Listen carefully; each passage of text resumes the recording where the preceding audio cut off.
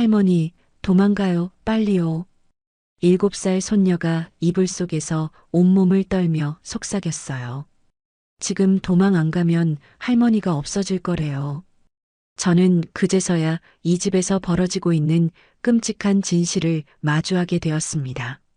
하지만 그들은 몰랐습니다.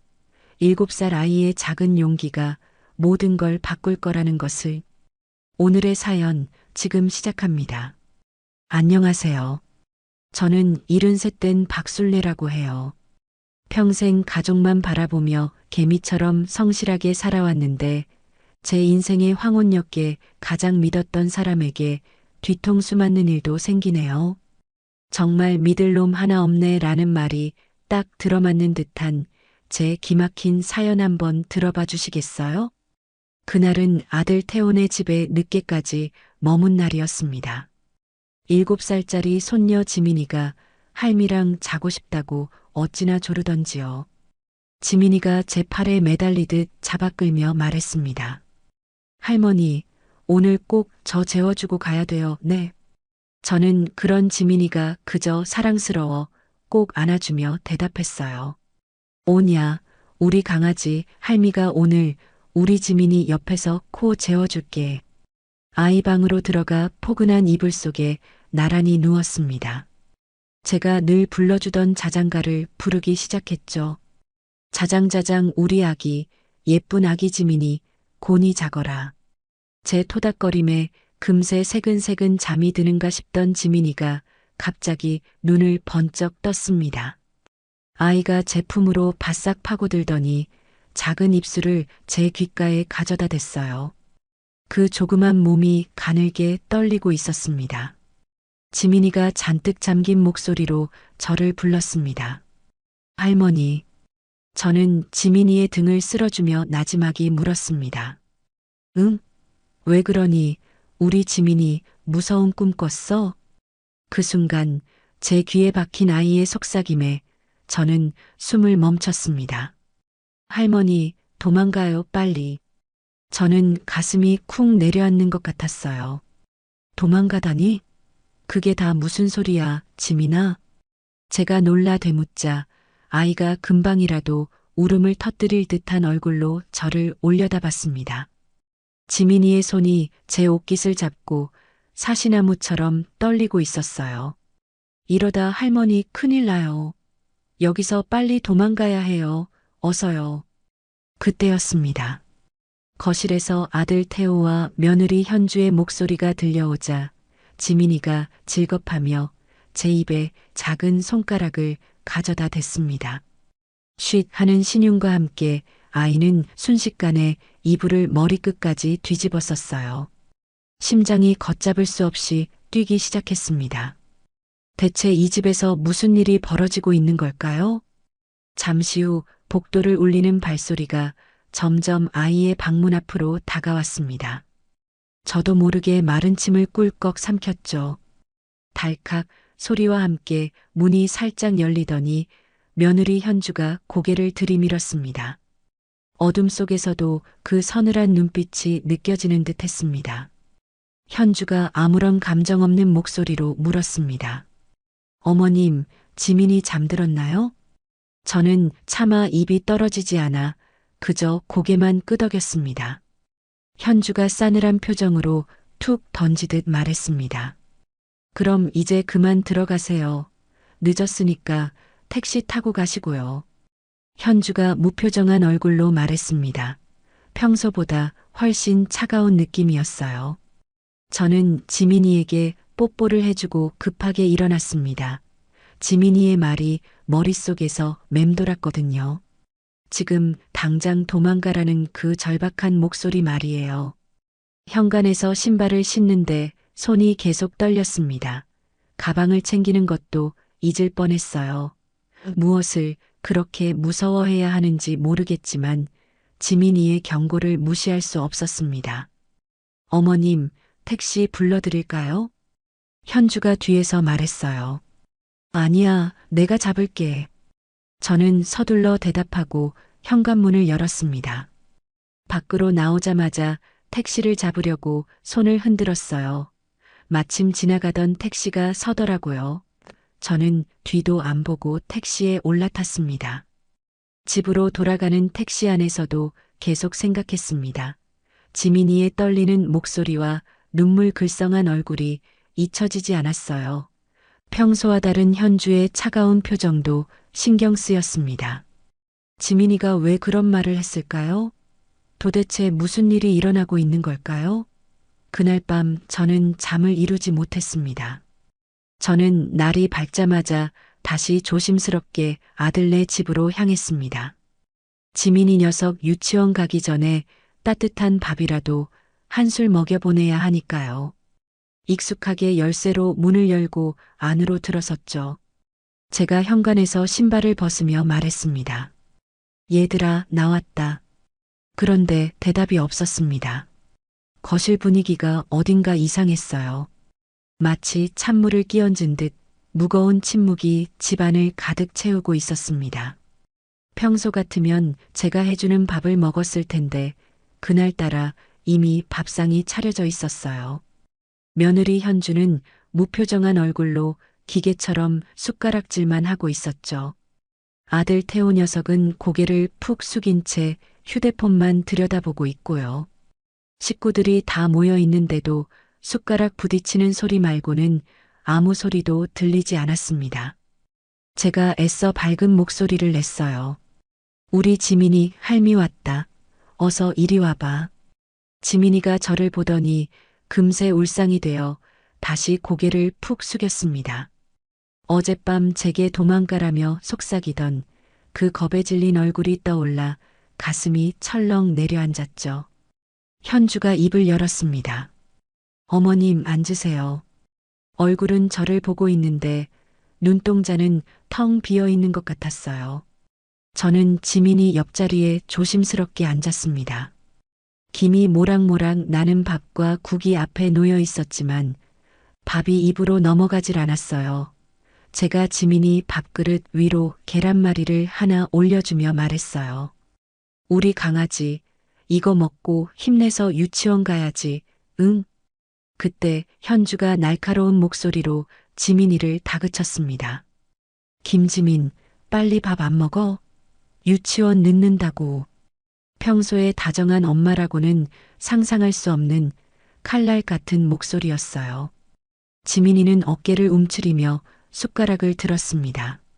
저는 보다 못해 아들에게 말을 걸었습니다. 태호야, 너도 아침 거르지 말고 밥 먹어. 얼굴이 그게 뭐니? 태호는 휴대폰에서 눈도 떼지 않은 채 퉁명스럽게 대답했습니다. 시간 없어요. 그리고는 신문을 펼쳐들었어요. 주식 기사를 읽는 척했지만 집중하지 못하는 것 같았습니다. 신문을 들고 있는 손이 미세하게 떨리고 있었거든요. 같은 면을 계속 들여다보기만 했어요. 제가 보다 못해 자리에서 일어나며 말했어요. 밥맛도 없는데 내가 설거지라도. 제 말이 채 끝나기도 전에 현주가 말을 잘랐습니다. 그랬어요. 어머님은 그냥 앉아 계세요. 평소 같으면 어머님 감사해요 했을 현주인데 오늘은 제 손길 하나 닿는 게 싫다는 듯이 단칼에 거절했습니다. 그때 태호가 신문을 거칠게 접으며 일어섰습니다. 저 출근합니다. 가방을 든 태호는 저와 눈도 마주치지 않고 그대로 현관으로 향했어요. 쾅! 현관문이 닫히는 소리가 제 심장을 때리는 것 같았습니다. 현주가 지민이를 일으키며 말했습니다. 지민아, 너도 가방 챙겨, 빨리. 자리에서 일어난 지민이가 저를 돌아봤습니다. 그 작은 눈망울에 할머니, 어떡해요 하는 불안함이 가득했어요. 저는 애써 미소를 지으며 지민이의 머리를 쓰다듬어 주었습니다. 지민이가 작은 목소리로 인사했습니다. 할머니, 유치원 갔다 올게요. 그래, 우리 지민이 잘 다녀와. 현주도 제게 눈길 한 번 주지 않고 지민이의 등을 떠밀며 말했습니다. 어머님 가실 때 문 꼭 잠그고 가세요. 두 사람이 나가고 텅 빈 집에는 저 혼자만 덩그러니 남았습니다. 싸늘하게 식어버린 밥상 앞에 앉아 있자니 어젯밤 지민이의 목소리가 다시 귓가에 울리는 듯 했어요. 할머니, 도망가. 집안은 쥐 죽은 듯이 고요했습니다. 벽시계의 초침 소리만이 제 심장 소리처럼 크게 들려왔죠. 저는 홀린 듯이 부엌으로 갔습니다. 싱크대에는 아침을 먹은 그릇들이 그대로 쌓여 있었어요. 깔끔한 성격의 현주가 설거지를 저렇게 내버려 둔 적이 없는데 말입니다. 무언가 단단히 잘못되었습니다. 얼음장 같던 현주의 표정, 무언가에 쫓기는 듯 불안해하던 태호, 그리고 겁에 질려있던 지민이까지. 이 가족에게 도대체 무슨 일이 벌어지고 있는 걸까요? 그때였습니다. 제 손에 들린 휴대폰이 짧게 울렸어요. 현주에게서 온 문자였습니다. 어머님, 아직 안 가셨어요? 문 잠그고 나오세요. 제가 답장을 보내기도 전에 곧바로 문자가 하나 더 도착했습니다. 빨리 좀 나가주세요. 며느리의 문자라고는 믿을 수 없는 저를 재촉하고 내쫓으려는 말이었어요. 저는 떨리는 손으로 가방을 챙겨 현관으로 향했습니다. 문을 잠그고 돌아서는 순간 무언가 심상치 않은 일이 벌어지고 있다는 확신이 들었어요. 오후가 되자 지민이가 유치원에서 돌아왔습니다. 유치원 버스에서 내리던 지민이가 저를 발견하자마자 가방을 내동댕이 치고 달려왔습니다. 할머니. 제 품에 안기는 아이는 아침과는 달리 햇살처럼 밝은 얼굴이었습니다. 집으로 돌아와 지민이의 등을 토닥이며 물었습니다. 우리 지민이 유치원에서 재미있게 놀았어? 네. 할머니, 오늘은 저랑 그림 그리고 놀아요. 지민이는 대답 대신 제 손을 잡아 끌고 자기 방으로 향했습니다. 저는 아이의 작은 책상 옆에 자리를 잡고 앉았습니다. 지민이는 스케치북을 펼치더니 익숙하게 집 한 채를 그리기 시작했어요. 네모난 집의 삼각형 지붕, 그리고 창문들을 그렸어요. 그런데 이상했습니다. 창문마다 빨간 색연필로 동그라미를 그려 넣더라고요. 제가 숨을 죽이며 물었습니다. 지민아, 그 빨간 동그라미는 뭐야? 도장이요. 아이는 고개도 들지 않고 대답했습니다. 도장? 무슨 도장? 제가 되묻자 아이의 입에서 나온 대답은 제 세상이 무너지는 소리였습니다. 지민이가 작은 목소리로 말했습니다. 아빠가 그랬어요. 할머니 집에 이 도장 찍으면 없어진다고. 제 가슴이 덜컥 내려앉았어요. 할머니 집에 도장을 찍는다니요? 그게 무슨 의미일까요? 제가 떨리는 손을 감추며 물었습니다. 지민아, 아빠가 언제 그런 말을 했어? 어젯밤에요. 엄마랑 아빠가 엄청 큰 소리로 얘기했어요. 지민이가 빨간 동그라미를 색칠하며 말했습니다. 큰 소리로? 싸웠다는 말이니? 네, 너무 무서웠어요. 그래서 침대에 숨어서 들었어요. 아이의 목소리가 파르르 떨렸습니다. 저는 애써 침착하며 물었습니다. 혹시 뭐라고 했는지 기억나는 말 없어? 지민이가 색연필을 멈추고 저를 똑바로 쳐다봤습니다. 할머니 집 팔자고 했어요. 순간 제 귀가 먹먹해지고 눈앞이 하얘졌습니다. 내 아들 태호가 내 집을 나 몰래 팔아치우려고 한다고요? 제가 얼어붙은 채 되물었습니다. 할머니 집을 판다고? 네, 아빠가 할머니 집에 도장 찍으면 돈을 아주 많이 받을 수 있대요. 지민이는 슬픈 눈을 하고 고개를 끄덕였습니다. 그때 아이가 덧붙인 말은 제 가슴에 더 큰 비수를 꽂았습니다. 그런데 엄마가 화나 있었어요. 빨리라고 했어요. 세상에 현주까지. 저는 더 이상 아무 말도 할 수가 없었습니다. 할머니, 무서워요. 우리 도망가면 안 돼요? 지민이가 갑자기 그림 그리는 손을 멈추고 저를 올려다봤습니다. 아이의 눈에 눈물이 고여 있었어요. 괜찮아, 지민아. 할머니가 지켜줄게. 제가 지민이를 안아주며 말했어요. 저는 아이가 그린 그림을 조심스럽게 정리했습니다. 지민아, 이 그림들 할머니가 가져가도 될까? 네, 할머니가 꼭 갖고 있어요. 아이는 그림을 제 손에 쥐어주었습니다. 그때 현관에서 도어락 누르는 소리가 들렸습니다. 현주가 돌아온 것이죠. 지민이는 번개처럼 일어나 제가 받아든 그림들을 자기 서랍 깊숙한 곳에 숨기고는 아무렇지 않게 다른 색칠 공부 책을 펼쳤습니다. 그 작은 몸짓에 제 가슴은 또 한 번 무너져 내렸습니다. 어머님, 저녁 드시고 가세요. 잠시 후 방으로 들어온 현주가 저를 한번 쓱 쳐다보고는 아무 일 없다는 듯이 말했습니다. 저녁상에 마주 앉은 태호 역시 제 눈을 피하기만 했습니다. 저는 밥알이 모래알처럼 씹혀 도저히 음식을 삼킬 수가 없었습니다. 지민이를 바라보니 아이도 조용히 밥만 먹고 있었어요. 어른들의 표정을 살피는 것 같았습니다. 그날 밤 집으로 돌아와 지민이가 그려준 그림들을 펼쳐보았습니다. 7살짜리 아이의 삐뚤빼뚤한 그림. 그것은 제 아들과 며느리가 제게 보낸 사망 선고나 다름없었습니다. 그날 밤 저는 잠들지 못했습니다. 아니, 잠들 수가 없었습니다. 지민이의 울음 섞인 목소리가 도망가자던 그 절박한 외침이 귓가에 생생했으니까요. 이대로 넋놓고 내 집을, 내 인생을 통째로 빼앗길 수는 없습니다. 어떻게든 이 모든 진실을 제 눈으로 확인해야겠다고 굳게 마음먹었어요. 다음 날 아침 저는 집안을 미친 듯이 쓸고 닦았습니다. 지민이가 그려준 그 끔찍한 그림들을 머릿속에서 지워내려고 발버둥을 쳤던 거죠. 거실 소파를 벽 끝까지 밀어내고 그 밑에 묵은 먼지까지 박박 문질러 닦아냈습니다. 제 속이 타들어가는 것만큼이나 바닥에서 광이 나는 것 같았어요. 바로 그때였습니다. 딩동, 딩동. 정적을 깨고 현관 초인종이 날카롭게 울렸습니다.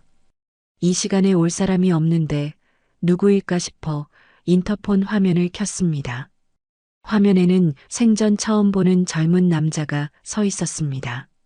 말끔하게 정장을 차려입은 손에는 두툼한 서류 가방이 들려 있었죠. 제가 인터폰에 대고 물었습니다. 누구세요? 안녕하십니까?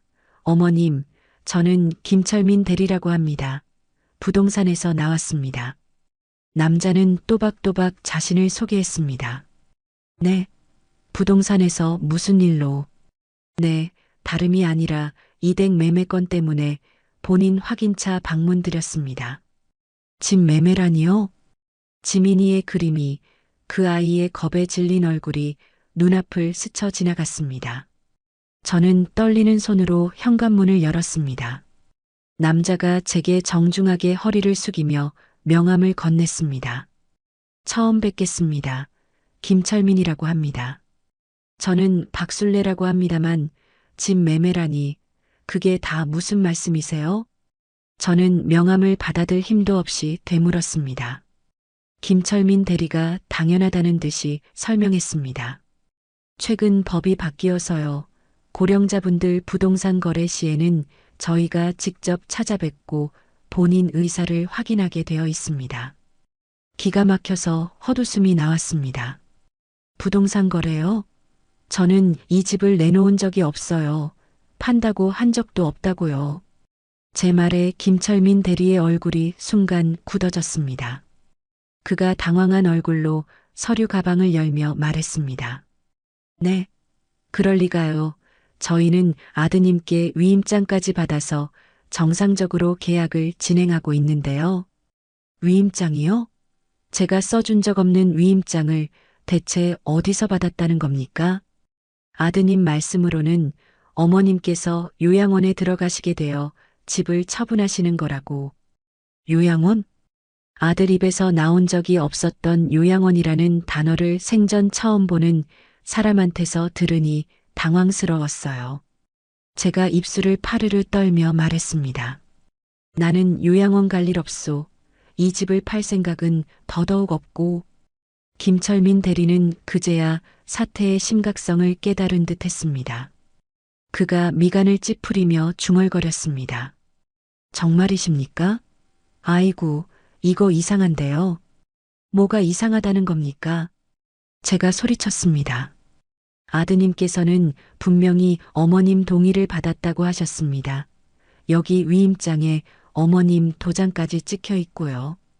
김철민 대리가 위임장이라는 종이를 제 눈앞에 내밀었습니다.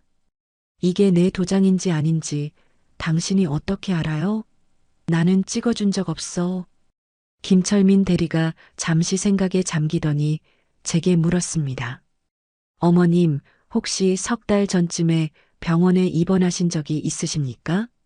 있었죠. 허리 수술 때문에 보름 정도 입원했었지.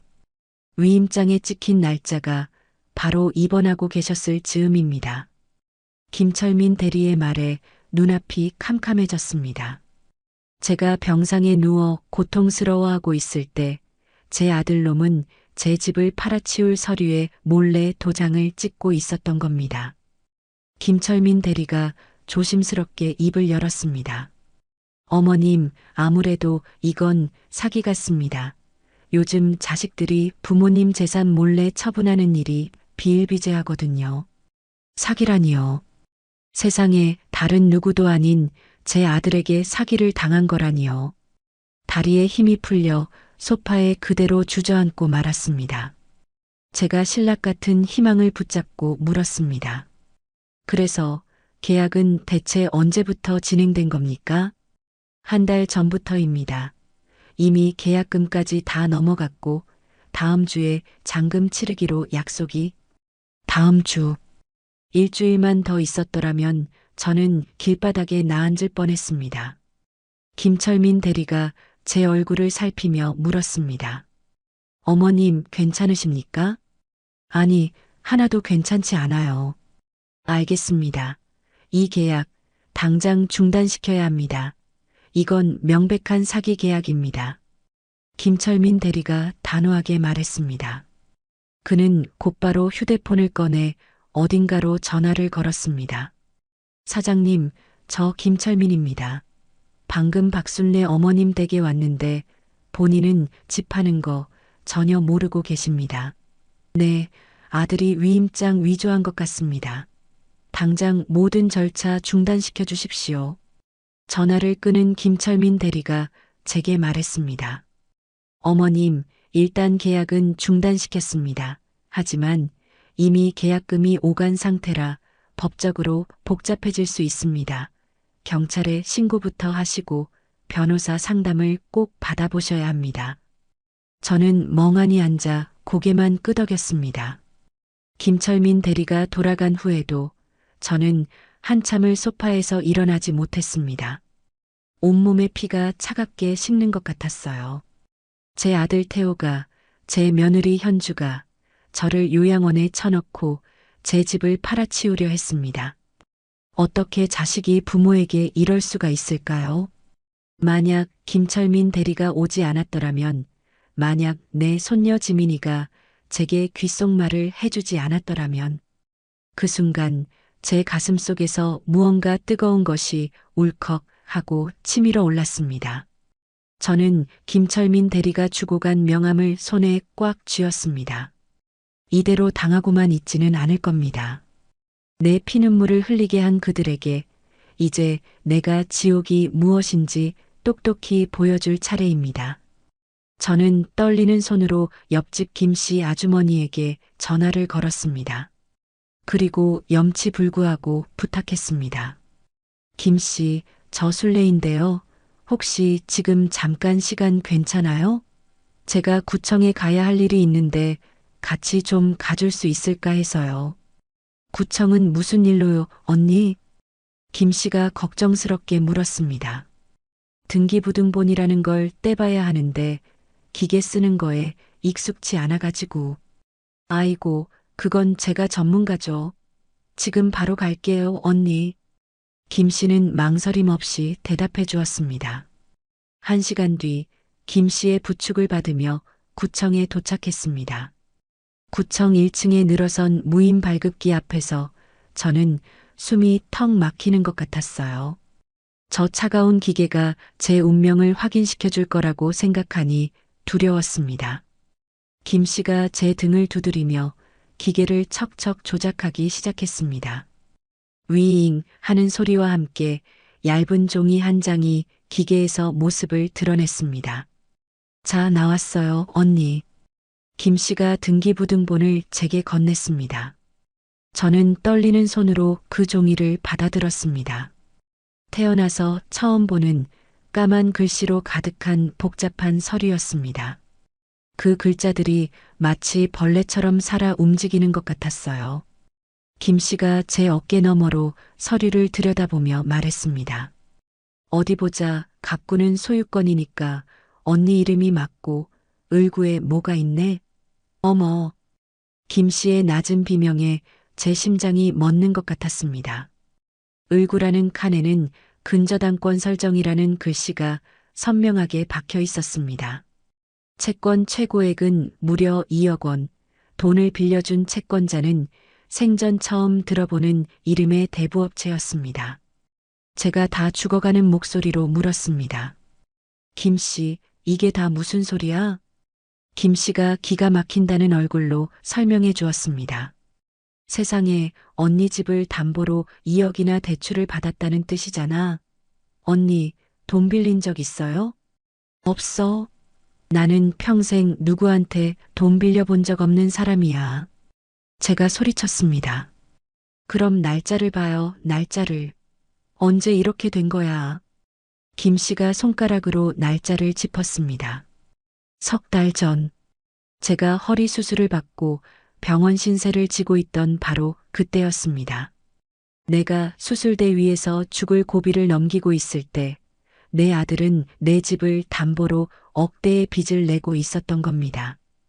등기부등본을 더 자세히 들여다보던 김 씨의 목소리가 더욱 높아졌습니다. 언니, 이것 좀 봐. 소유권 이전 위임장까지 제출됐어. 제출자가 아들 김태호. 그 이름을 확인하는 순간 저는 그 자리에 주저앉고 말았습니다. 다리에 힘이 완전히 풀려버렸어요. 김 씨가 저를 부축하며 소리쳤습니다. 언니, 정신 차려요, 언니. 김 씨, 나 어떡하면 좋아? 저는 아이처럼 울음을 터뜨리고 말았습니다. 김 씨는 저를 벤치에 앉히고는 편의점에서 찬물을 사다 주었습니다. 물을 마시고 겨우 정신을 차리자 김 씨가 분노에 찬 목소리로 말했습니다. 언니, 이건 명백한 사문서 위조예요. 당장 경찰서에 가야 해요. 하지만 태호는 내 아들이야. 내 하나밖에 없는 아들인데. 제가 망설이자 김 씨가 버럭 화를 냈습니다. 아들이면 부모 뒤통수에 칼을 꽂아도 되는 거예요? 정신 차려요, 언니. 이러다 길바닥에 나앉게 생겼다고. 김 씨의 호통에 정신이 번쩍 들었습니다. 저는 눈물을 닦고 등기부등본을 가방 깊숙이 넣었어요. 이제 흔들리지 않을 겁니다. 제 손에는 아들의 배신을 증명할 서늘하고도 확실한 증거가 들려 있으니까요. 집으로 돌아오는 내내 저는 아무 말도 하지 않았습니다. 2억의 빚 위조된 위임장, 그리고 진행 중인 매매 계약. 머릿속에서 태호의 얼굴과 현주의 얼굴이 번갈아 떠올랐습니다. 그날 밤 저는 지민이가 그려준 그림들과 등기부등본을 나란히 펼쳐놓았어요. 7살 손녀의 서툰 경고와 차가운 법률 용어로 가득한 서류는 똑같은 이야기를 하고 있었습니다. 이제 더 이상 망설일 시간이 없었어요. 내일 아침이 밝으면 저는 이 지옥 같은 싸움을 시작할 겁니다. 내 집과 내 남은 인생을 지키기 위해서 저는 이제 악착같이 버텨내야만 합니다. 다음 날 오후 저는 애써 태어난 척하며 다시 아들네 집으로 향했어요. 현관문을 열고 들어서는 지민이는 저를 보자마자 제 품에 와락 안겼습니다. 할머니, 아이고, 우리 강아지, 유치원 잘 다녀왔어? 저는 아이의 등을 쓸어주며 물었습니다. 네, 할머니, 오늘 할머니한테만 보여줄 거 있어요. 지민이가 눈을 반짝이며 제 손을 잡아 끌었습니다. 뭔데 그래? 쉿, 비밀이에요. 빨리 따라와요. 지민이는 제 손을 끌고 자기 방으로 쏙 들어가더니 방문까지 꼭 닫았습니다. 아이의 방 침대 위에는 분홍색 토끼 인형이 덩그러니 놓여 있었습니다. 지민이가 평소에도 잠잘 때 꼭 껴안고 자던 인형이었죠. 지민이가 그 토끼 인형을 제게 불쑥 내밀며 속삭였습니다. 할머니, 이거 봐요. 이 토끼는 특별해요. 어머, 그러니? 뭐가 그렇게 특별할까? 제가 웃으며 묻자 아이는 인형의 배를 조물거리더니 작은 단추 하나를 찾아냈습니다. 할머니, 이거 한번 눌러봐요. 제가 아이의 손에 이끌려 무심코 그 작은 단추를 누르는 순간 저는 제 인생에서 가장 끔찍한 목소리들을 듣게 되었습니다. 바로 제 며느리 현주의 날카로운 목소리였어요. 그놈의 빚쟁이들. 오늘 또 전화와서 재촉하고 난리란 말이야. 당신, 어머니 집 언제 처리할 거야? 제 심장이 쿵 하고 바닥으로 떨어졌습니다. 곧이어 들려오는 아들 태호의 나약한 목소리는 제 가슴에 못을 박았습니다. 알았어, 알았다고. 어머니가 눈치채시면 모든 게 끝장이니까 조용히 처리해야 돼. 요양원은?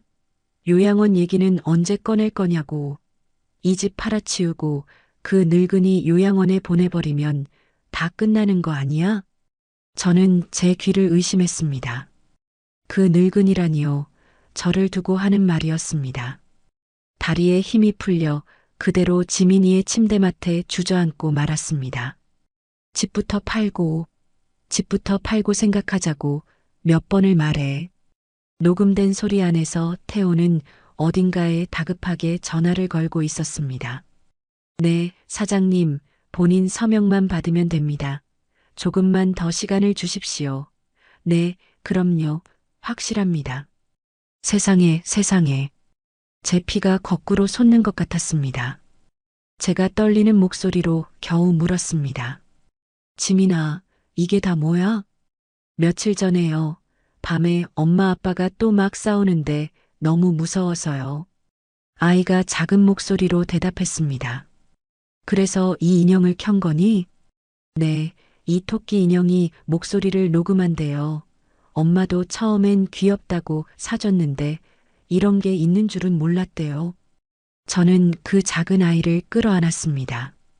이 어린 것이 그 공포 속에서 저를 구하겠다고 이 작은 머리를 쓴 것이었습니다. 녹음은 계속해서 흘러나왔습니다. 제 집을 팔아 빚을 갚고 저를 요양원으로 보내버리겠다는 그들의 모든 계획이 토씨 하나 틀리지 않고 담겨 있었습니다. 지민이가 제 품에 얼굴을 묻으며 말했습니다. 할머니, 나 너무 무서워요. 괜찮아. 우리 지민이, 이제 괜찮아. 이 할미가 다 해결할게. 저는 아이를 다독였지만 정작 제 심장은 갈기갈기 찢겨나가고 있었습니다. 지민이가 제 품에서 고개를 들더니 토끼 인형을 제게 건넸습니다. 할머니, 이거 가져가세요. 지민이가 제일 아끼는 인형인데 괜찮겠어? 네, 할머니가 갖고 있어야 할 것 같아요. 토끼를 건네는 손녀의 눈이 반짝였습니다. 이 아이가 그동안 얼마나 많은 것을 보고 듣고 또 혼자 얼마나 마음이 힘들었을까요? 그래, 이 할미가 우리 지민이가 준 이 인형 잘 간직할게. 제가 토끼 인형을 가방에 넣으려는데 지민이가 제 옷소매를 꼭 붙들었습니다. 아이가 금방이라도 울음을 터뜨릴 듯한 얼굴로 물었습니다. 할머니, 정말 요양원 안 가는 거죠? 네. 그럼 절대 안 가. 이 할미는 죽을 때까지 우리 지민이 옆에 있을 거야. 저는 아이와 새끼손가락을 걸고 단단히 약속했습니다. 바로 그때 현관문 열리는 소리가 들렸습니다. 현주가 돌아온 것이었죠. 지민이는 반사적으로 다른 장난감을 집어들고 노는 척 연기를 시작했습니다. 그 모습에 제 가슴은 또 한 번 무너져 내렸습니다. 방으로 들어선 현주가 저를 발견하고는 피곤한 얼굴로 물었습니다. 어머님, 언제 오셨어요? 조금 전에 왔다. 저는 아무렇지 않은 척 대답했습니다. 현주의 시선이 제가 꼭 끌어안고 있는 가방에 잠시 머물렀다가 떨어졌습니다. 저는 가방을 더욱 단단히 끌어안았습니다. 이 안에는 이제 그들의 죄를 증명할 모든 것이 담겨 있었습니다. 저녁을 먹는 내내 저는 아무 말도 하지 않았습니다. 그저 내 앞에서 아무것도 모르는 척 밥을 먹고 있는 아들과 며느리의 얼굴을 묵묵히 바라볼 뿐이었습니다. 이제 확실한 증거가 제 손에 들어왔습니다. 이제 남은 것은 이 지옥 같은 복수를 어떻게 시작할 것인가, 그것뿐이었습니다. 그날 밤 저는 토끼 인형을 품에 안고 뜬 눈으로 밤을 새웠습니다. 차가운 등기부등본 종이와 그 안에 제 아들과 며느리의 끔찍한 목소리를 담고 있는 인형. 이 두 가지의 명백한 증거를 손에 쥐고도 저는 옴짝달싹할 수가 없었어요. 날이 밝자마자 저는 옆집 김 씨에게 전화를 걸었습니다. 제 목소리가 덜덜 떨리고 있었죠. 제가 다급하게 말했습니다. 김 씨, 나 좀 도와줘요. 어제보다 더 기가 막힌 걸 찾아냈어요. 혹시 법률구조공단이라는데 같이 가줄 수 있어요? 아이고, 언니. 당연히 가드려야죠. 지금 바로 갈게요. 김 씨는 제 목소리만 듣고도 사태의 심각성을 알아차린 듯 했습니다. 오전 10시 김 씨의 부축을 받으며 찾아간 법률구조공단은 저와 비슷한 얼굴을 한 늙고 지친 사람들로 가득했습니다. 자식에게, 세상에게 배신당한 얼굴들이었죠. 1시간을 꼬박 기다린 후에야 저희는 상담실이라는 작은 방으로 들어갈 수 있었습니다. 젊은 여자 상담사가 저희를 맞으며 물었습니다. 어머님, 어서 오세요. 어떤 도움이 필요하십니까? 저는 차마 입이 떨어지지 않아 우물쭈물했습니다. 결국 제가 아닌 김 씨가 먼저 입을 열었습니다. 이 언니 아들 내외가 글쎄 언니 집을 몰래 팔아치우려고 한답니다. 상담사가 놀란 얼굴로 저를 바라봤습니다. 자세히 한번 말씀해 주시겠어요, 어머님? 저는 떨리는 목소리로 지난 며칠간의 일을 모두 털어놓았습니다. 지민이의 귓속말부터 부동산 중개인의 방문, 그리고 등기부등본까지. 마지막으로 저는 가방에서 그 분홍색 토끼 인형을 꺼냈습니다. 상담사의 눈이 동그래졌습니다. 제가 인형의 배에 있는 작은 단추를 눌렀습니다. 상담실 안에는 이내 제 아들과 며느리의 추악한 목소리가 울려 퍼졌습니다. 녹음이 끝나자 상담사는 굳은 얼굴로 단호하게 말했습니다. 이건 명백한 사문서 위조 및 사기입니다. 어머님. 그럼 어떻게 해야 하나요? 제가 더듬거리며 물었습니다. 당장 경찰서에 가셔서 아드님과 며느님을 고소하셔야 합니다. 동시에 집 소유권에 대한 민사소송도 준비하셔야 하고요. 경찰서와 고소라는 단어가 제 심장을 찔렀습니다. 제가 겁에 질려 물었습니다. 경찰에 신고하면 우리 태호는 어떻게 되는 건가요? 수사가 시작되면 두 분 다 피의자 신분으로 조사를 받게 됩니다. 혐의가 인정되면 구속될 수도 있습니다. 구속? 그 단어에 제 가슴이 무너져 내렸습니다. 그때 제 머릿속에 지민이의 얼굴이 떠올랐습니다. 저 상담사님, 만약에 부모가 다 조사를 받게 되면 저희 7살짜리 손녀는 어떻게 되는 건가요? 제 질문에 상담사도 잠시 말을 잃었습니다. 그녀가 안타까운 얼굴로 말했습니다. 아, 아이가 있었군요. 가족 간의 문제라 정말 신중하게 결정하셔야겠습니다. 만약 제가 신고를 안 하면 어떻게 되나요? 집을 잃으실 겁니다. 이미 계약금까지 오고 간 상황이라 다음 주면 모든 게 끝날 수도 있습니다. 상담사의 마지막 말은 사형 선고나 다름없었습니다. 상담실을 나온 저는 김 씨와 함께 근처 찻집에 마주 앉았습니다. 저는 아무 말도 할 수가 없었어요. 김 씨가 제 손을 잡으며 분통을 터뜨렸습니다. 언니, 뭘 망설여요? 당장 경찰서로 가야지. 그런 것들은 자식도 아니야. 하지만 김 씨, 지민이는 어떻게, 우리 지민이는 제 입에서 나온 말은 그것뿐이었습니다. 아니, 언니 집도 중요하잖아요. 평생 피땀 흘려 마련한 집을 저 짐승 같은 것들한테 뺏길 거예요? 경찰서에 가면 태호랑 현주 둘 다 잡혀가겠지? 당연히 잡혀가야지요. 죗값을 치러야죠. 그럼 우리 지민이는 엄마 아빠도 없이 혼자 남게 되잖아. 그 어린 것이. 결국 저는 참았던 눈물을 터뜨리고 말았습니다. 한참 동안 저를 지켜보던 김 씨가 조심스럽게 입을 열었습니다. 언니, 그럼 이렇게 해요. 일단 지민이부터 그 집에서 데리고 나오는 거예요. 지민이를 데리고 나온다고? 그래요. 언니 집으로 데려와서 언니가 보호하고 있는 거죠. 손녀를 할머니가 돌보는 게 뭐가 이상해요?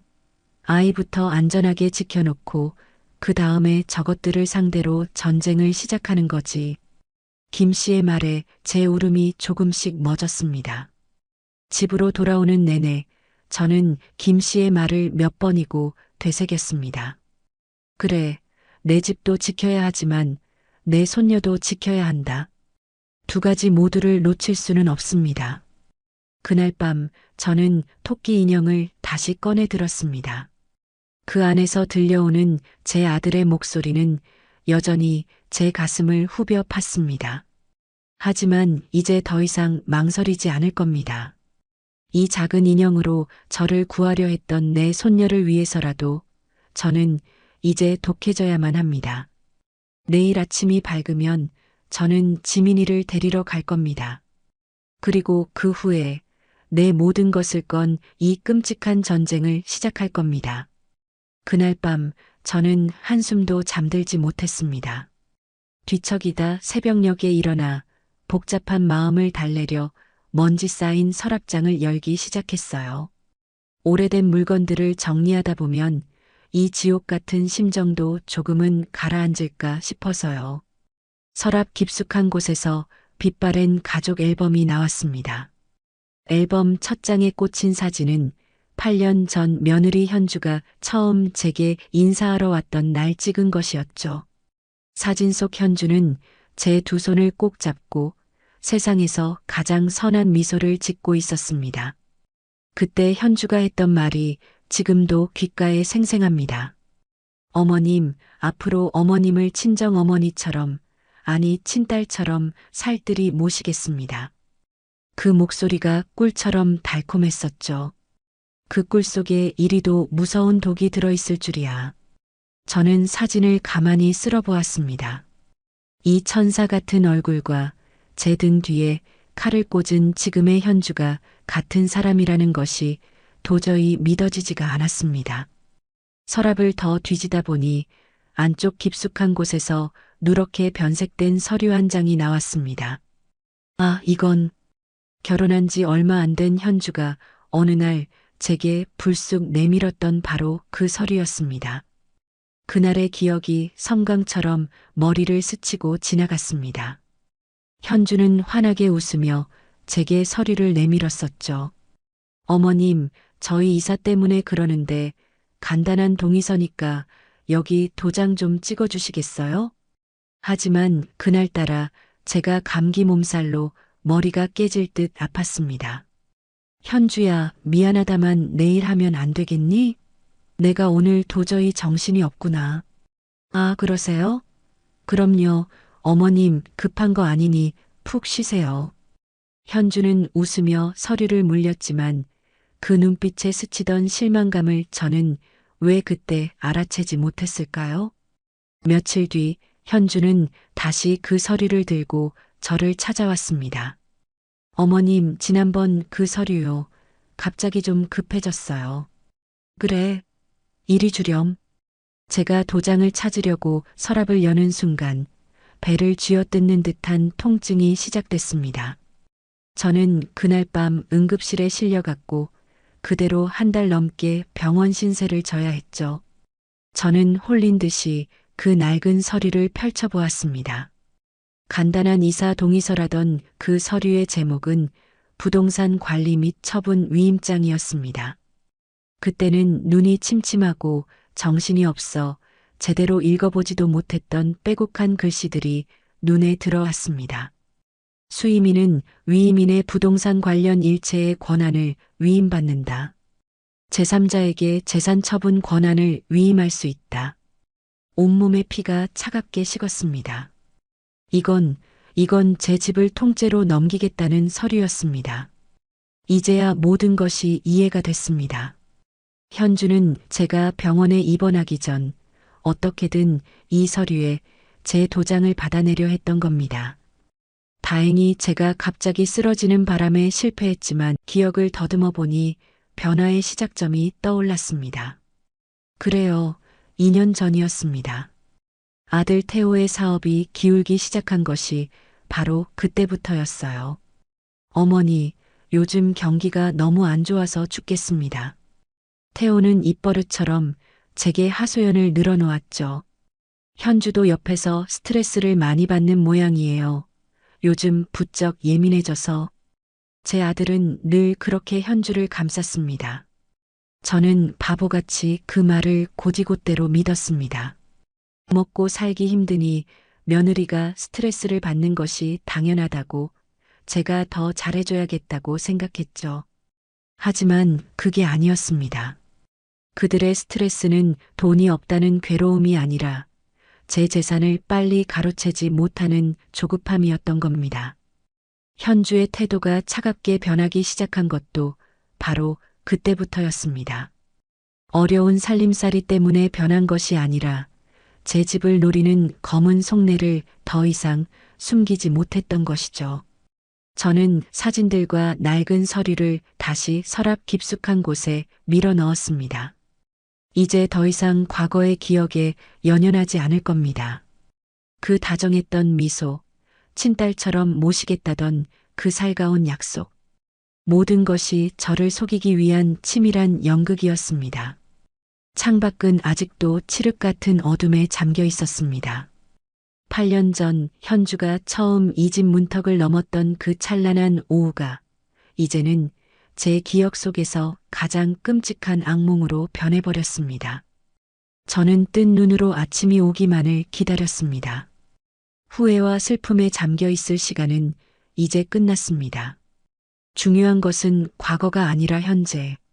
제가 맞서 싸워야 할 상대는 사진 속의 그 천사 같은 며느리가 아니라 제 등 뒤에 칼을 꽂은 지금의 현주와 태호였습니다. 그날 밤 저는 비로소 결심을 굳혔습니다. 더 이상 내 집 안방에서 눈물만 짜고 있을 수는 없었습니다. 내 손으로 직접 이 지옥을 끝내야만 했습니다. 날이 밝자마자 저는 전화기를 들었습니다. 제 손에는 한치의 떨림도 없었죠. 오전 9시 저는 지민이가 다니는 유치원에 전화를 걸었습니다. 제가 최대한 침착하고 정중한 목소리로 말했습니다. 안녕하십니까? 저 김지민 어린이 할머니입니다. 다름이 아니라 저희 아이의 심리 문제로 담임 교사 선생님과 면담을 좀 하고 싶은데요. 아, 네, 할머님, 물론입니다. 언제가 편하시겠어요? 선생님이 상냥하게 대답했습니다. 오늘 오후가 좋겠습니다. 아이의 최근 행동 변화에 대해 드릴 말씀이 좀 있어서요. 그럼 오후 2시는 어떠실까요? 좋습니다. 그 시간에 찾아뵙겠습니다. 첫 번째 단추가 끼워졌습니다. 전화를 끊자마자 저는 옆집 김 씨에게 연락했습니다. 김 씨, 지금 바로 나 좀 도와줘요.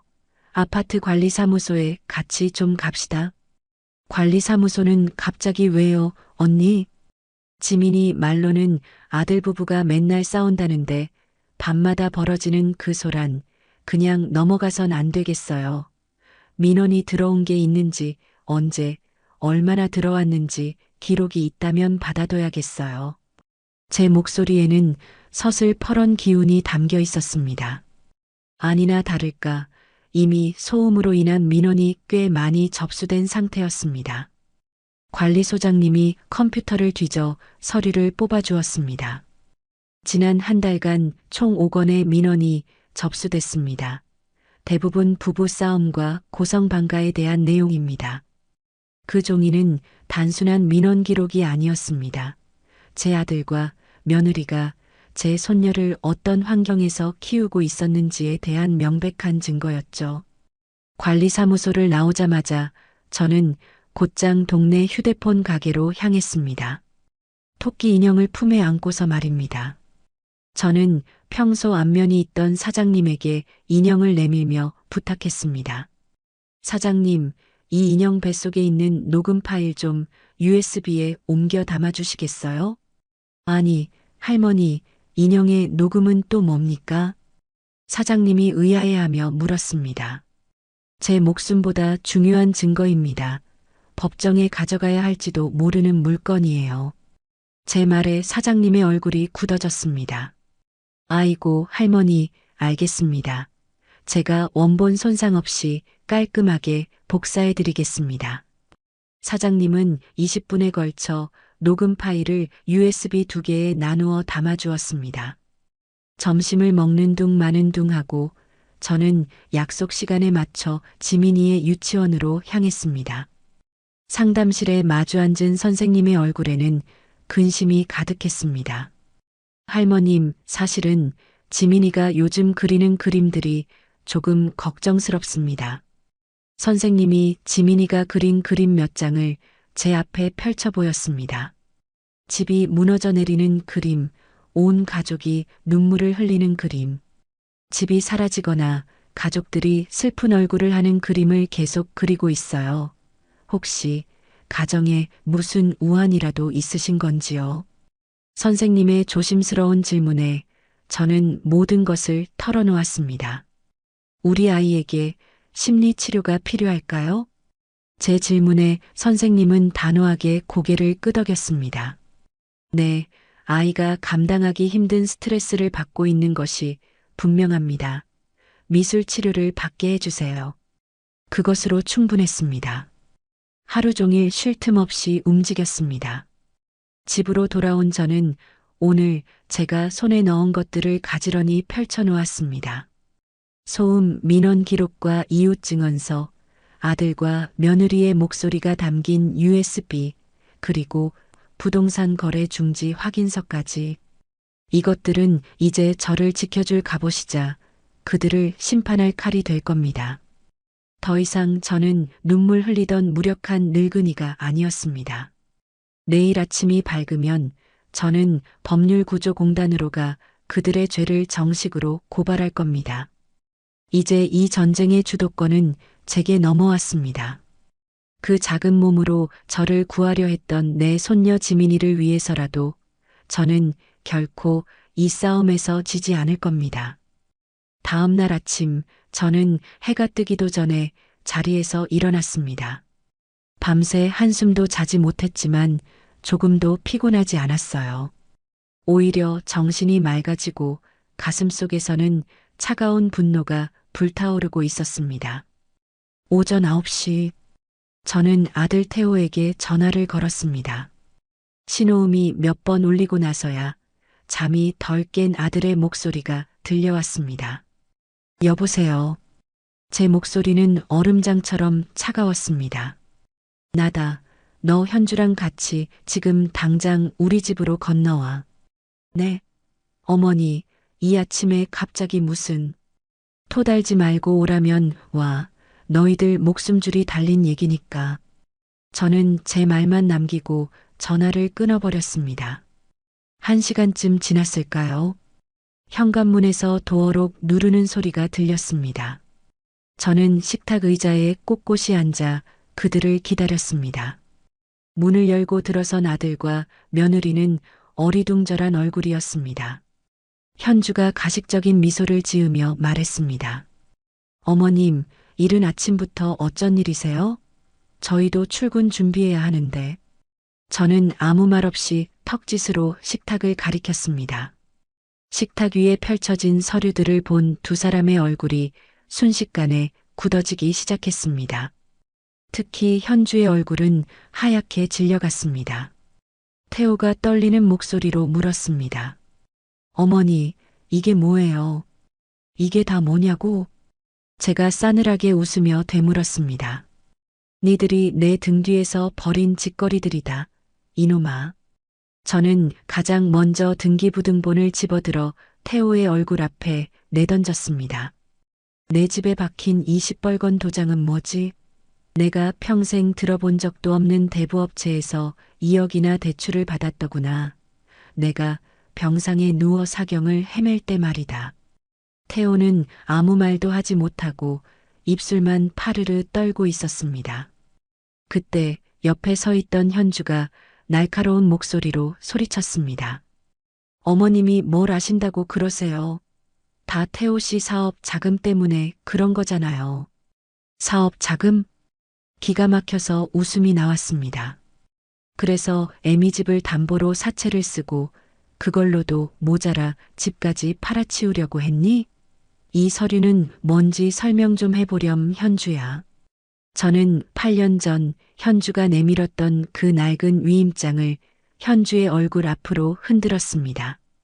간단한 이사 동의서라더니 내 집을 통째로 팔아넘기겠다는 위임장이더구나. 네가 이걸 들고 우리 집에 왔던 그날부터 너는 이 모든 걸 계획하고 있었던 게지. 현주의 눈동자가 독사처럼 번뜩였습니다. 그게 뭐 어쨌다고요? 어차피 어머님 혼자 사시는 집, 저희가 좀 보태 쓰는 게 그렇게 잘못된 일이에요? 보태 써? 이게 보태 쓰는 걸로 보이니? 저는 마지막으로 토끼 인형의 배를 눌렀습니다. 그 늙은이 요양원에 보내버리면 다 끝나는 거 아니야? 인형에게서 흘러나오는 자신의 목소리에 현주는 결국 얼굴이 잿빛으로 변했습니다. 모든 것이 끝났다는 것을 직감한 것이죠. 저는 자리에서 일어났습니다. 그리고 제 인생을 망가뜨리려 했던 두 사람에게 제 마지막 선고를 내렸습니다. 너희가 사는 집, 전세금 내가 대준 거니까 내놓고 당장 나가. 그리고 내 눈앞에 나타나지 마. 어머니, 태호가 제 앞에 무릎을 꿇고 빌기 시작했습니다. 어머니, 제가 다 잘못했습니다. 제발, 제발 한 번만 용서해 주세요. 하지만 저는 돌아보지 않았습니다. 용서는 경찰서에 가서 빌어. 나는 너 같은 아들 둔 적 없다. 저는 그들을 등지고 안방으로 들어와 문을 잠가버렸습니다. 문 밖에서 두 사람이 울고불고 소리치는 소리가 들려왔지만 제 마음은 조금도 흔들리지 않았습니다. 이제 진짜 전쟁은 끝났습니다. 저는 제 집도, 제 손녀도, 그리고 제 남은 인생도 모두 지켜낸 것입니다. 석 달이라는 시간이 흘렀습니다. 저희 집에는 매일 아침 햇살과 함께 우리 지민이의 웃음소리가 가득 찼습니다. 그 끔찍했던 악몽은 마치 오래전 일처럼 아득하게만 느껴졌죠. 그날 오후 저는 지민이와 함께 거실에서 그림책을 읽고 있었습니다. 그때 전화벨이 울렸습니다. 지민이가 제게 전화기를 총총 가져다 주었습니다. 할머니, 전화 왔어요. 아이는 어느새 저를 챙겨줄 만큼 몸도 마음도 부쩍 자란 것 같더라고요. 네, 박순례입니다. 제가 전화를 받았습니다. 안녕하십니까? 어머님, 법원 지정 감정기관입니다. 위임장 필적 감정 결과가 나와서 연락드렸습니다. 저는 숨을 멈췄습니다. 드디어 그날이 온 겁니다. 네, 결과가 어떻게 나왔습니까? 제 목소리가 살짝 떨렸습니다. 위임장에 날인된 도장은 어머님 것이 맞으나 서명 필체는 어머님의 것과 완전히 다른 것으로 판명되었습니다. 명백한 위조입니다. 위조. 그 한마디에 제 어깨를 짓누르던 마지막 돌덩이가 완전히 사라지는 것 같았어요. 제가 벅차오르는 목소리로 물었습니다. 그럼 이제 제 집은? 네, 어머님, 곧 법원 명령으로 근저당 설정은 말소될 것이며 집의 소유권은 완전히 원상복구됩니다. 아이고, 정말 감사합니다. 정말 감사합니다. 저는 몇 번이고 감사 인사를 되풀이했습니다. 전화를 끊자마자 저는 옆에 있던 지민이를 있는 힘껏 끌어안았습니다. 지민아, 우리 지민이, 할머니가 우리 집 완벽하게 지켜냈어. 정말요, 할머니? 이제 진짜 우리 집이에요? 안전한 거예요? 지민이가 제 품에 안겨 환하게 웃었습니다. 그래, 우리 강아지, 이제 이 세상에서 가장 안전한 우리 집이야. 그날 오후에는 옆집 김 씨가 케이크를 사들고 저희 집을 찾아왔습니다. 이제는 친자매나 다름없는 사이가 되었죠. 언니, 결과 나왔다면서요. 내가 얼마나 속을 졸였는지 몰라. 다 김 씨 덕분이야. 이제 저당 잡힌 것도 다 풀리고 내 집으로 완벽하게 돌아왔어. 제가 활짝 웃으며 말했습니다. 김 씨가 조심스럽게 물었습니다. 그럼 언니 아들이랑 며느리는 어떻게 됐어요? 태호는 사기죄로 징역 2년, 현주는 공범으로 집행유예를 받았대. 저는 덤덤하게 말했습니다. 이제 그들을 생각해도 더 이상 가슴이 아프거나 분노가 치밀지 않았습니다. 그저 그들이 지은 죗값을 받는 것뿐이었죠. 손녀 지민이는 이제 괜찮고요? 그럼 미술 치료도 열심히 받고 있고 이제는 밤에 깨지도 않고 아주 잘 자. 마침 지민이가 방에서 자기가 그린 그림을 들고 나왔습니다. 할머니, 나 그림 그렸어요. 아이가 내민 스케치북에는 저와 지민이가 손을 꼭 잡고 활짝 웃고 있었습니다. 우리 집 창문 너머로는 무지개가 떠 있고 마당에는 예쁜 꽃들이 가득 피어 있었죠. 그림 어디에도 핏빛 같던 빨간 도장이나 눈물을 흘리던 슬픈 얼굴은 찾아볼 수 없었습니다. 어느덧 저녁이 되고 지민이가 제게 그 분홍색 토끼 인형을 들고 왔습니다. 한동안 잊고 있던 인형이었죠. 할머니, 이제 이 토끼 인형은 할머니한테 필요 없죠? 지민이가 저를 올려다보며 물었습니다. 왜 그렇게 생각해?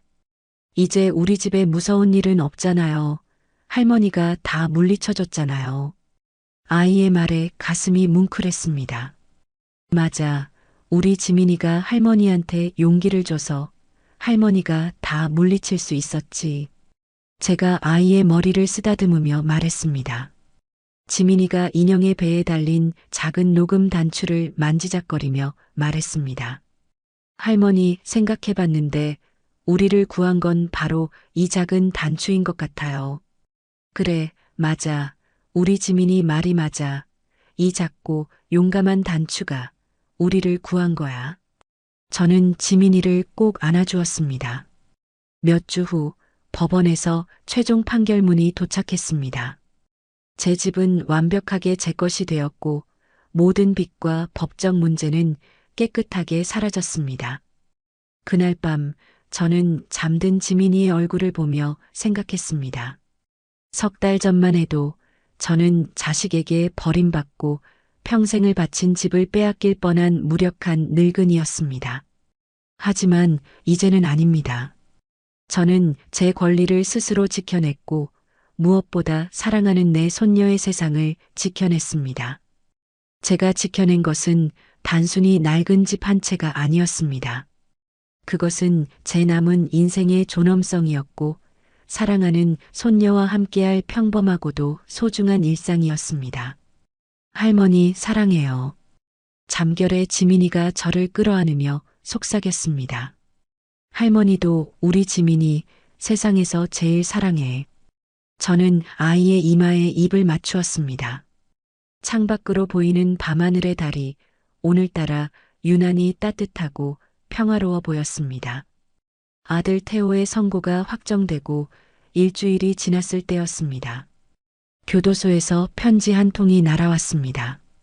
태호 녀석이 저를 만나고 싶어 한다는 면회 신청서였죠. 저는 차갑게 찢어버리려다 결국 마지막으로 그 얼굴을 한 번은 봐야겠다는 생각을 했습니다. 이 지긋지긋한 인연의 마지막 매듭을 제 손으로 직접 끊어내야만 했습니다. 교도소로 가는 버스 창밖으로 익숙했던 풍경들이 빠르게 스쳐 지나갔습니다. 가슴 속에서는 분노와 연민, 슬픔과 증오가 뒤섞여 들끓었습니다. 1시간 뒤, 저는 차갑고 적막한 교도소 면회실에 앉아 있었습니다. 잠시 후, 투명한 강화유리 너머로 죄수복을 입은 태호가 모습을 드러냈습니다. 3달 만에 마주한 제 아들의 모습은 폭삭 늙고 초라하기 그지없었습니다. 녀석은 저를 보자마자 고개를 푹 숙였습니다. 제가 수화기를 들고 먼저 입을 열었습니다. 왜 보자고 했니? 어머니, 죄송합니다. 수화기 너머로 아들의 잠기고 갈라진 목소리가 들려왔습니다. 그 말이 듣고 싶어서 여기까지 온 거 아니다. 정말 어쩔 수가 없었습니다. 빚 때문에 눈에 뵈는 게 없었습니다. 태호가 구차한 변명을 늘어놓기 시작했습니다. 그래서 빚이 있으면 병상에 누워있는 애미 집을 팔아치워도 되는 거니? 네 딸을 지옥 같은 환경에 밀어넣고 애미를 요양원에 쳐넣을 궁리를 해도 되는 거냐고. 제 목소리가 저도 모르게 높아졌습니다. 태호는 아무 대답도 하지 못했습니다. 한참을 끄끄거리며 울던 녀석이 조심스럽게 물었습니다. 지민이는 잘 지내나요? 걱정 안 해도 될 만큼 아주 잘 지내고 있다. 아빠를 미워하겠지요? 미워하는 게 아니다. 무서워하는 거다. 미워하는 것보다 더 끔찍한 형벌이지. 제 말에 태호의 어깨가 더욱 움츠러들었습니다. 녀석이 애원하듯 물었습니다. 어머니, 지민이 딱 한 번만이라도 볼 수 없을까요? 안 된다. 저는 단칼에 잘랐습니다. 어머니, 그래도 제가 지민이 친아빠인데. 친아빠? 네 딸이 듣는 앞에서 애미를 그 늙은이라고 부르고 집을 팔아치울 궁리나 하는 게 친아빠가 할 짓이니? 넌 그날부로 지민이 아빠 될 자격을 네 손으로 내던진 거야. 태호는 더 이상 아무 말도 하지 못했습니다. 교도관이 면회 종료 시간을 알렸습니다. 태호가 자리에서 일어나며 마지막으로 저를 바라보았습니다. 어머니, 부디 건강하세요. 제가 차갑게 돌아서려는 순간 수화기 너머로 아들의 떨리는 목소리가 들려왔습니다. 어머니, 우리 지민이 잘 부탁드립니다. 저는 끝내 아무 대답도 하지 않고 면회실을 나왔습니다. 교도소의 무거운 철문을 등지고 밖으로 나오자 눈부신 햇살이 제 얼굴 위로 쏟아졌습니다. 가슴은 여전히 복잡했지만 후회는 없었습니다. 오늘로 제 아들 김태호는 제 인생에서 완전히 지워졌습니다. 집에 도착하자 지민이가 현관문 앞에서 저를 기다렸다는 듯 달려나와 제 품에 안겼습니다. 할머니, 아이고, 우리 강아지, 할머니 기다렸어? 네, 할머니 빨리 오라고 하나님한테 기도했어요. 저는 아이를 품에 꼭 끌어안았습니다. 제 지옥 같던 과거는 이제 저 교도소 담장 안에 남겨두고 온 것입니다. 제게는 이제 이 아이와 함께 살아갈 따뜻한 미래만이 남아 있었습니다. 그날 저녁 지민이와 함께 저녁밥을 먹으며 제가 물었습니다. 우리 지민이 내일은 할머니랑 뭐 하고 싶어? 놀이터 가서 그네 타고 싶어요. 할머니가 제일 높이 밀어주세요. 아이가 박수를 치며 환하게 웃었습니다. 그래, 이제 정말 새로운 시작입니다. 저는 더 이상 과거에 얽매이지 않을 겁니다. 내 손녀의 저 웃음을 지키기 위해서 저는 앞으로 더 강해지고 더 행복해져야만 합니다. 여러분, 제 기구한 사연을 끝까지 들어주셔서 정말 고맙습니다. 처음에는 가족에게 배신당한 무력한 할머니였지만 이제는 제 삶을 당당하게 지켜낸 할머니가 됐어요. 무엇보다 지민이라는 소중한 손녀를 지킬 수 있어서 다행입니다. 7살 지민이가 보여준 용기와 지혜가 없었다면 저는 집도 잃고 요양원에 갇혔을지도 몰라요. 그 작은 아이가 어른들의 음모를 알아채고 저에게 알려준 덕분에 모든 걸 지켜낼 수 있었습니다. 나이가 들어도 포기하지 않으면 할 수 있다는 걸 깨달았어요. 누구든 자신의 권리와 존엄성을 지킬 수 있다는 것도요. 지금 지민이와 함께 평범하고 행복한 일상을 보내고 있습니다. 이보다 더 바랄 게 뭐가 있겠어요. 이야기를 끝까지 들어주신 분이 계시다면 잘 들었다고 댓글 하나만 남겨주세요. 감사합니다.